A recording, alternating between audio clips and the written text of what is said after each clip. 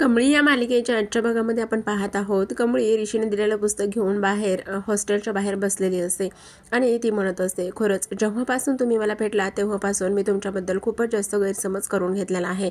एवढा गैरसमज करून घेतला आहे की आपल्यामधलं नातंसुद्धा खराब झालं होतं. पण तुम्ही मला जेव्हा जेव्हा भेटलाय तेव्हा तुम्ही माझी मदतच करण्याचा प्रयत्न केलेला आहे. पण मी आता ठरवलेलं आहे, मी काही जरी झालं तरीसुद्धा इथे मन लावून अभ्यास करणार आणि मन लावून अभ्यास केल्याच्या नंतर इथे आई आणि आबाचं सपान जे आहे ते पूर्ण करणार आणि मी कोणाकडे कसलंच लक्ष देणार नाही, असंच निंगी पुस्तकात पाहून म्हणत असते. तेवढ्यातच अनिकाची मैत्रीण तिथे आलेली असते आणि अनिकाची मैत्रीण सुद्धा काही मैत्रिणी तिच्या हॉस्टेलवरच राहत असतात. ती मैत्रीण तिथे आलेली असते आणि जेव्हा इथे कमळी पुस्तक उघडून पाहते तेव्हाच अनिकाची मैत्रीण तिथे लिहिलेलं वाक्य वाचत असते आणि ती खूपच मोठा गैरसमज करून घेते. त्या पुस्तकावर लिहिलेलं असतं माय डिअर स्टुडंट आणि तिने तेच वाचलेलं असतं अर्धवट आणि तेव्हा धावतच जाऊन तिने अनिकाला फोन करण्याचं ठरवलेलं असतं. आता ती तर तिथून निघून गेलेली असते आणि इकडे मात्र अनिका चरफडतच ऋषीच्या खोलीमध्ये आलेली असते. बाहेर नयनतारा आणि सतीशराव बसलेले असतात. ते तिला आवाज देत असतात, अगं अनिका, पण ती काहीच ऐकत नाही. धावत ऋषीच्या खोलीत जाते. सतीश नयनताराला म्हणत असतात, हे बघ थांब, ती परत आली का मग तिच्याशी बोल. तेव्हा नयनतारा म्हणते, पण हा काय प्रकार आहे? ही मुलगी अशी तशी ऋषीच्या खोलीमध्ये जाऊ शकते. आत्तापर्यंत माझ्या परवानगीशिवाय या घरामध्ये कुणीच पाऊल ठेवलेलं नाही आणि ही तर डायरेक्ट ऋषीच्याच खोलीमध्ये गेली. आता ऋषीच्या खोलीमध्ये ऋषी पुस्तक वाचत बसलेला असतो. तेव्हाच अनिका तिथे जाते. त्याला म्हणते, ऋषी हे काय चाललेलं आहे सगळं? तेव्हा तो म्हणतो, काय चाललं म्हणजे? पुस्तक वाचतोय. तू हे असं कसं करू शकतोस? तेव्हा तो म्हणतो, काय झालं? पुस्तक वाचणं काही चुकीचं आहे का? पण तू तिला विचारत नाही, तू इथे कशी आली, का आलीस आणि कोणाला विचारून आलीस? तेव्हाच अनिका म्हणते, तू ते पुस्तक इथे कमळीला देऊच कसं शकतोस? तू ते पुस्तक त्या कमळीला दिलेलं आहेस ही गोष्ट मला अजिबातच आवडली नाही. त्यावर ऋषी म्हणत असतो, हे बघ, तिला काय द्यायचं आणि काय नाही द्यायचं हे मी ठरवणार, तू नाही. आणि इथे बस, एवढी जरा राग करू नको, जरा थोडीशी शांत हो. खरं सांगू का, हे बघ, तू त्या कमळीचा एवढा राग करतेस मला नाही माहिती आणि त्यामुळे मला असं वाटतंय की तू तिचा राग करू नयेस. आणि हे बघ, जेव्हा गावाला तिची आणि माझी भेट झाली होती आणि तू त्या गावाकडे आलेली असताना तू त्या शेळीला उडवलं होतंस, तेव्हा तुला त्या आजीबद्दल त्या शेळीबद्दल काहीच वाटलं नाही आणि कमळीने मात्र तुझ्यावर रागवली आणि तिला त्या सगळ्या गोष्टीबद्दल किती काही वाटलं होतं. पण खरं पाहायला गेलं तर आता तेव्हा तिचा आणि माझा खूप गैरसमज झाला होता. पण आता जेव्हाच इथे मी कसं आहे हे तिला समजलंय तेव्हाच ती मला येऊन सॉरी, थँक्यू ह्या बऱ्याच गोष्टी बोलली. आणि मला सुद्धा असं वाटतंय की तू तिच्यासोबत गैरसमज करून घेऊ नकोस. ती खूप मुलगी चांगली आहे, प्रेमळ आहे, जिज्ञासा वृत्ती आहे त्यामध्ये. त्याचबरोबर सगळ्यात महत्त्वाचं गोष्ट म्हणजेच की ती प्रेमळ आहे आणि त्यासोबतच तिचं बोलणं जे आहे ते अगदी समोरच्या मनाला भावणार आहे. त्यामुळे तू असं तिच्यासोबत वागू नकोस. तेव्हा ऋषीच्या मनातून हे सगळं काही ऐकताना, त्याच्या तोंडातून हे सगळं ऐकताना इकडे अनिका चरफडतच असते. तिला प्रचंड इथे त्रास होत असतो. तेव्हाच ऋषी म्हणत असतो, हे बघ अनिका, सगळं काही झालं गेलं सोडून दे आणि मला असं वाटतंय की हे बघ, ती नवीन आहे, गावाकडून आहे, तिला समजून घेणं जेवढी माझी जबाबदारी आहे तेवढीच एक मुलगी म्हणून आणि त्यासोबतच तिच्या क्लासमध्ये तू सुद्धा शिकत आहेस आणि ह्या सगळ्या गोष्टीमध्ये तुझी सुद्धा जबाबदारी आहे. त्यामुळे मला असं वाटतंय की तू सुद्धा तिला समजून घ्यावंस. असंच तो आता इथे तिला प्रेमळ शब्दांनी समजून सांगत असतो. आता अनिकाकडे दुसरा कुठलाच ऑप्शन नसतो ऋषीचं म्हणणं ऐकण्याशिवाय. त्यामुळे ती सुद्धा जास्त काही त्याच्याशी वाद घालत नाही. आता ऋषी तिच्या खांद्याला हात लावतो आणि तिला म्हणत असतो, हे बघ, तू समजदार आहेस, तू कबड्डी चॅम्पियन आहेस आणि तू ह्या गोष्टी समजून घेऊ शकतेस. आणि त्यासोबत सगळ्यात महत्त्वाचं गोष्ट म्हणजे की तू इथे आलीस ते बरं झालं, कारण मला ह्या सगळ्या गोष्टी कॉलेजमध्ये बोलता आल्या नसत्या. तू इथे आलीस म्हणून मला हे सगळं तुझ्यासोबत बोलता आलं. तेव्हाच अनिका म्हणते, मी इथे आलेलं तुला खूप आवडलंय का? तेव्हा तो म्हणत असतो की हो आवडलं असं काही नाही, पण अगदीच आलीस ते बरोबर झालेलं आहे, कारण हे सगळं कॉलेजमध्ये तर बोलता आलं नसतं ना. तेव्हाच अनिका खुश होते आणि तेव्हाच तो म्हणत असतो, पण अशी तू इथे किती वेळ थांबणार आहेस? घरी तुझी आई वाट पाहत असेल, मग तुला घरी जाणं महत्त्वाचं आहे की नाही? तेव्हाच अनिका हसत असते आणि तेव्हा हसूनच लगेच म्हणत असते, या ऑल राईट, मी निघते आणि थँक्यू म्हणूनच आता ती त्याला बाय करून तिथून निघून गेलेली असते. आता ती गेल्याच्या नंतर ऋषी त्याचं पुस्तक वाचत त्याच्या चेअरवर बसलेला असतो. तेवढ्यातच आता साहेबा तिथे आलेला असतो.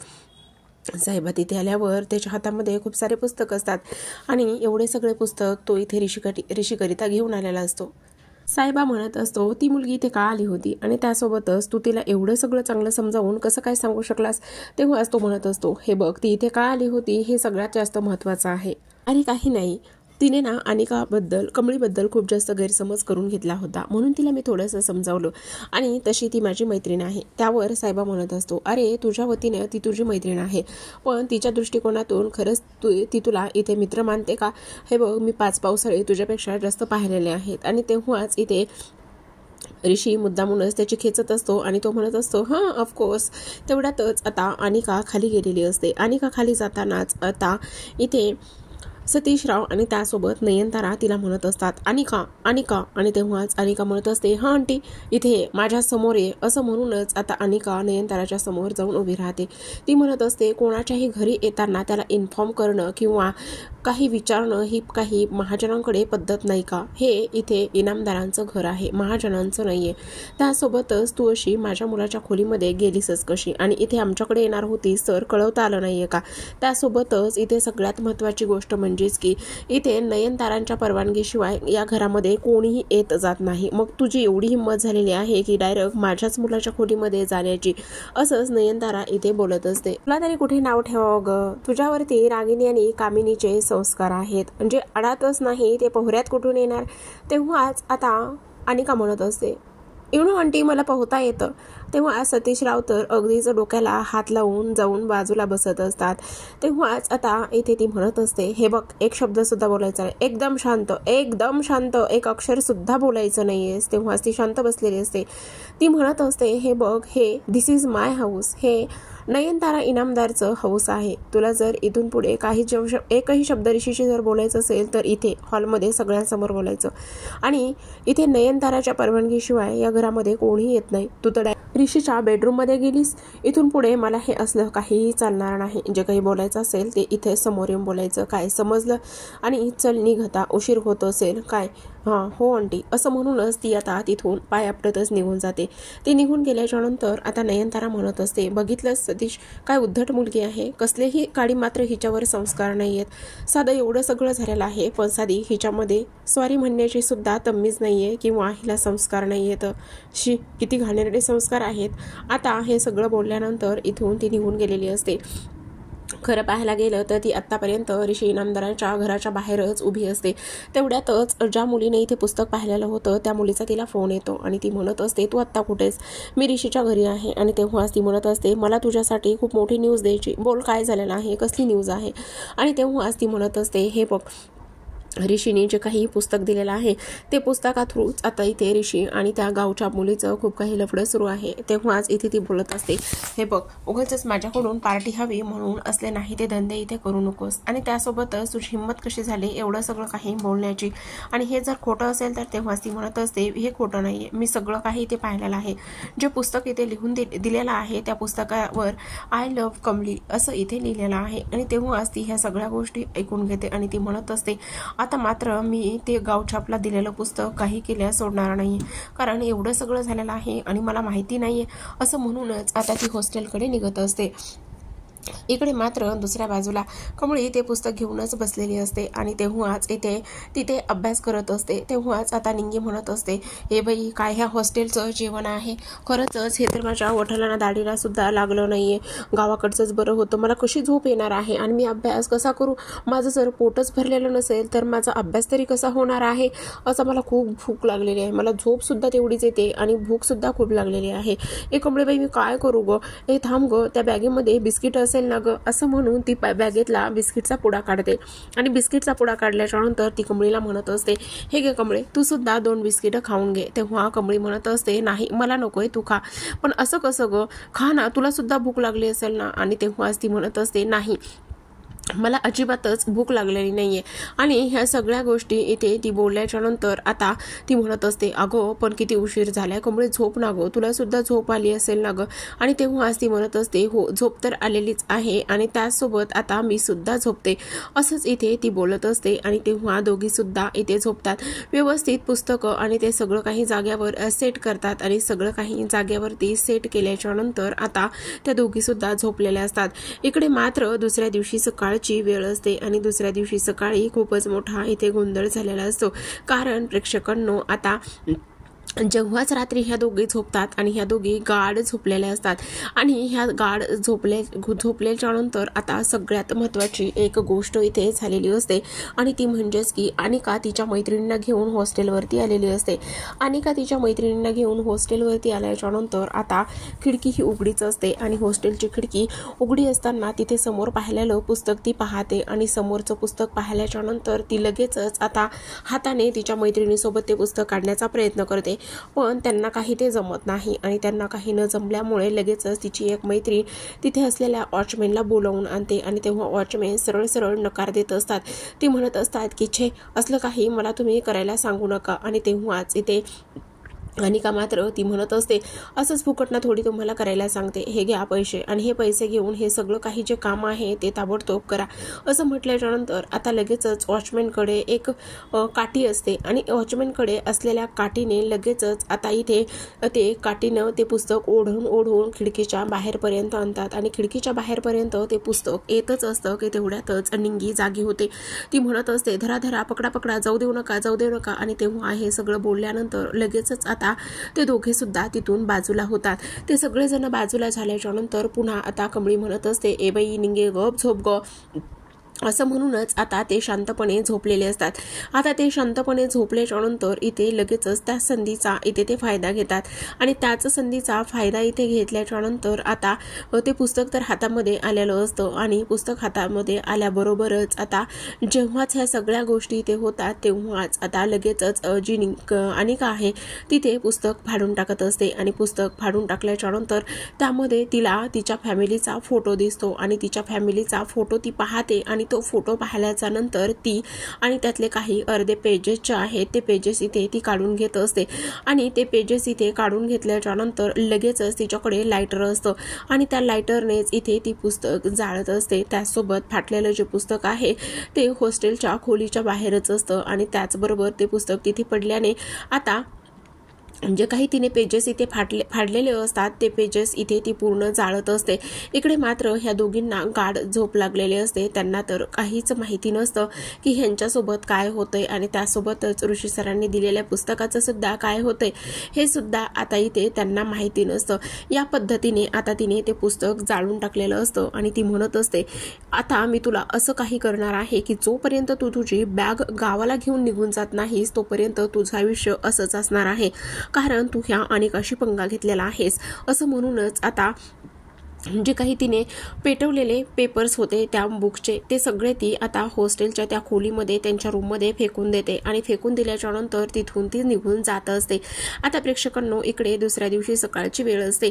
दुसऱ्या दिवशी सकाळी रागिनीने चहा बनवलेला असतो आणि रागिनी चहा घेऊनच आता अन्नपूर्णा समोर उभी असते आणि अन्नपूर्णाला म्हणत असते हे घ्या आई तुमच्याकरिता चहा बनवलाय. आणि तेव्हाच ती म्हणत असते काय तू माझ्यासाठी एवढा चहा बनवलास आणि एवढे तू माझ्यासाठी कशाला बनवलास आणि बनवला असताना इथे एवढे नौकर आहेत. नाही आई मी आज खास तुमच्यासाठी बनवला आहे. असं म्हणूनच आता लगेचच ती अन्नपूर्णाच्या बाजूला बसते आणि अन्नपूर्णाच्या बाजूला बसल्यानंतर आता ती म्हणत असते आई खरं सांगू का तुम्हाला मी म्हटलं होतं ना काल आई त्या दोघींना मायलेकींना शोधण्यासाठी गावी गेलेली आहे आणि तेव्हाच इथे त्याचं काय. तेव्हा आता खरं सांगू का आईने अख्खं गाव इथे पालतं घातलं, पण अख्खं गाव पालतं घातल्याच्या नंतर सुद्धा तिला कुठेच काही मिळालं नाही आणि ती तशीच रिकामी आलेली आहे. पण आई एक गोष्ट सांगू का. त्यावरच आता अन्नपूर्णा म्हणत असते बोल खरं सांग काय झालेलं आहे आणि त्यासोबतच तुला कशाबद्दल बोलायचं आहे, या सगळ्या गोष्टी तुला काही बोलायचं आहे का असंच ती इथे म्हणते. तेव्हाच ती म्हणत असते नाही आई तसं फारसं काही नाहीये. मग ठीक आहे. असं म्हणूनच आता हे बघ तुम्हाला जरी माझी नात सापडली नसली तरी सुद्धा इथे मला खात्री आहे की माझी नात जी आहे ती इथे अगदीच जिवंत आहे आणि आत्ता जरी ती कामिनीला सापडली नसली तरी सुद्धा एक दिवस असा येणार आहे की माझी नात इथे मला स्वतःच इथे शोधत इथपर्यंत येणार आहे. असंच आता इथे ती बोलत असते आणि जेव्हाच ह्या सगळ्या काही गोष्टी इथे ती बोलत असते तेव्हा मात्र रागिनीच्या चेहऱ्यावर 12 वाजलेले असतात. आता इकडे दुसऱ्या बाजूला अनिकाची सकाळ झालेली असते आणि आज तिची सकाळ मात्र खूपच गुड मॉर्निंग आणि खूपच सुंदर झालेली असते. कारण आता इथे जेव्हाच अनिका सकाळी उठते आणि उठल्याच्या नंतर ती एक गेस करत असते आणि ते म्हणजेच की तिला असं वाटत असतं की बापरे, आज तर माझी सकाळ किती गुड मॉर्निंगवाली आहे आणि किती छान आहे. कारण आज तर सगळ्यात वाईट सकाळ कोणाची असेल तर ती फक्त आणि फक्त त्या कमळीची. कारण आज कमळीच्या आयुष्यामध्ये खूपच मोठा प्रसंग घडलेला आहे आणि एवढा मोठा प्रसंग घडलेला असतानाच आता ह्या सगळ्या काही गोष्टी या पद्धतीने झालेल्या आहेत.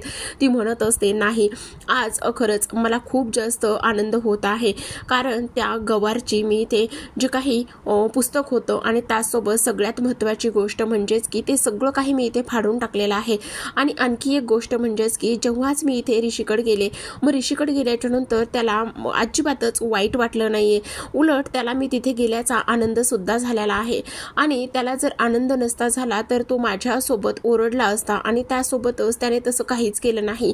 तर त्याला उलट मी तिथे गेल्याचा आनंद सुद्धा झालेला आहे. म्हणजे हे सगळं इतकं चांगलं आहे. आणि ऋषी माझ्यासोबत किती छान बोलला सुद्धा, म्हणजेच खरंच तो माझ्यावर प्रेम करतो.